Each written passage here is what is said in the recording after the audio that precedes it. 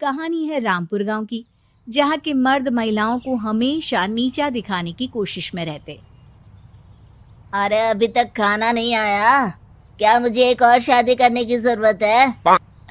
नहीं जी नहीं, ऐसा मत करना, वरना मैं कहाँ जाऊंगी। खाना लेकर मैं अभी आई जी। गांव की पंचायत में भी फैसले हमेशा औरतों के खिलाफ ही रहते।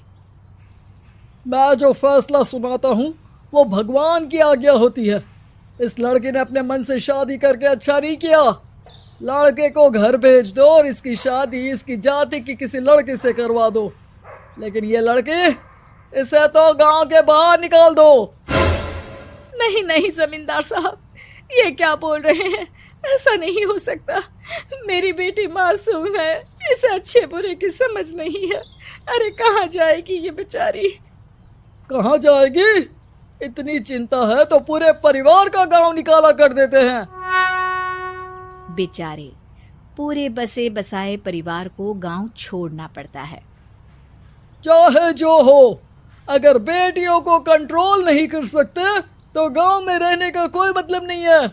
यहाँ औरतों को दब कर रहना होगा।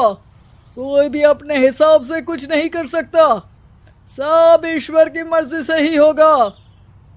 तभी गांव का एक आदमी दौड़ा दौड़ा आता है।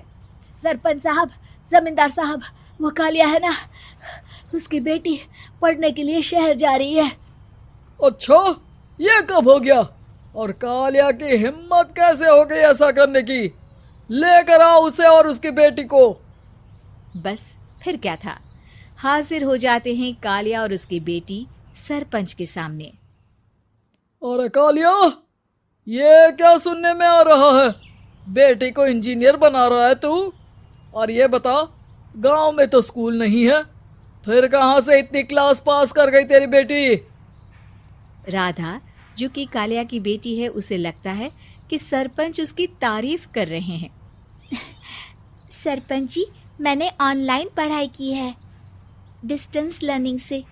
सभी में मैंने अच्छे नंबर पाए हैं, जिसे देखते हुए शहर की इंजीनियरिंग कॉलेज में मुझे स्कॉलरशिप मिली है।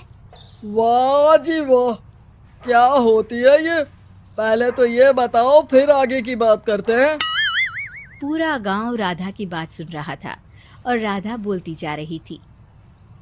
तो ऐसे मैं फ्री में एक अच्छी शिक्षा लेकर गांव में जो कुछ परेशानियां हैं, जैसे बिजली, पानी और इंटरनेट जैसी समस्याओं के लिए काम करूंगी। मैं गांव को शहर से जोड़ने के लिए पुल का निर्माण करवाने का प्रस्ताव रखूंगी। मुझे पूरी उम्मीद है कि जल्द ही हमारा गांव भी तरक्की की राह पर चल पड़ेगा। राधा की बात सुनकर सारे गांव वाले ताली बजाने लगते हैं।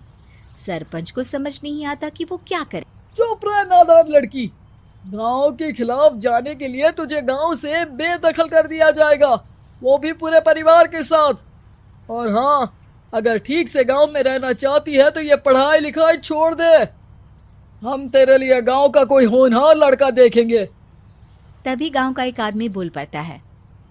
अरे नहीं नहीं सरपंच जी, राधा बिटिया जो बता रही है, अगर वैसा हो जाए तो हम लोगों को पैसा कमाने के लिए बाहर नहीं जाना पड़ेगा। हाँ जी, और ना ही कोसों दूर पानी के लिए भटकना पड़ेगा। हमारे बच्चे भी अच्छी पढ़ाई कर सकेंगे और आगे बढ़ेंगे, ना कि हमारी तरह खेती करते बैठेंगे। क्यों गांव वालों, राधा बिटिया का साथ देना चाहिए ना। सरपंच देखता है कि गांव राधा के साथ है तो वो चुप हो जाता है। वो घर आकर अपने सलाहकार से बात करता है, जो बहुत ही चालाक किस्म का इंसान होता है। अरे सरपंच साहब, आपको बहुत ही होशियारी से काम लेना पड़ेगा। एक बार गांव तरक्की कर गया, यहाँ के बालक पढ़ लिए तो कोई ना पूछेगा आपको। और फिर ये जो बेटा और बेटी है ना आपके, इनको भी आम लोगों की तरह ही जीवन जीना होगा। हाँ, लेकिन करे तो क्या करे? वो ना आप मुझ पर छोड़ दीजिए, बस मैं जैसा बोलूं करते जाइए। अगले रोज सुबह जब गांव वाले सोकर उठते हैं तो राधा के घर के बाहर और साथ ही वो लोग जिन्होंने राधा का सपोर्ट किया था, उनके घर के आगे लाल रंग से कल आऊंगी लिखा होता है। कल आऊंगी, यह क्या होता है? अरे यह तो खून से लिखा है, लगता है कोई भूत प्रेत या चुड़ैल का साया है। चलो सरपंच जी के पास चलते हैं। सभी सरपंच के पास जाकर उसे सारी बात बताते हैं। अरे ये तो बड़ी मुश्किल की बात है। चलो मैं एक बाबा को जानता हूँ, उन्हें बुला लेता हूँ। सरपंच बाबा को लेकर गांव के घर के बाहर जाता है।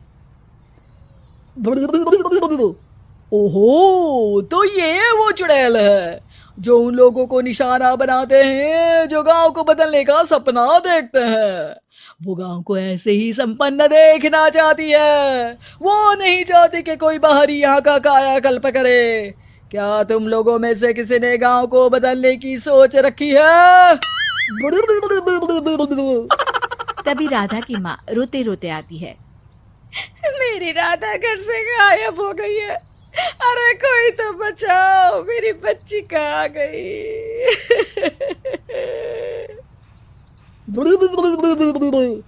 ले गई वो चुड़ैल, तेरी बच्ची को ले गई। अब वो उसे श्रापित करके छोड़ेगी, उस पर चुड़ैल का साया हो जाएगा। तभी बुरी सी हालत में राधा भी वहां आ जाती है। उसके बाल चुड़ैल की तरह फैले होते हैं और कपड़ों में खून लगा होता है। सभी राधा को देखकर डर जाते हैं। माँ, पता नहीं मुझे कौन उठा कर ले गया था। अरे दूर दूर हो जा चुड़ैल, अब हम लोग इस गांव में नहीं रुकेंगे। अरे कैसे बातें कर रहे हैं आप?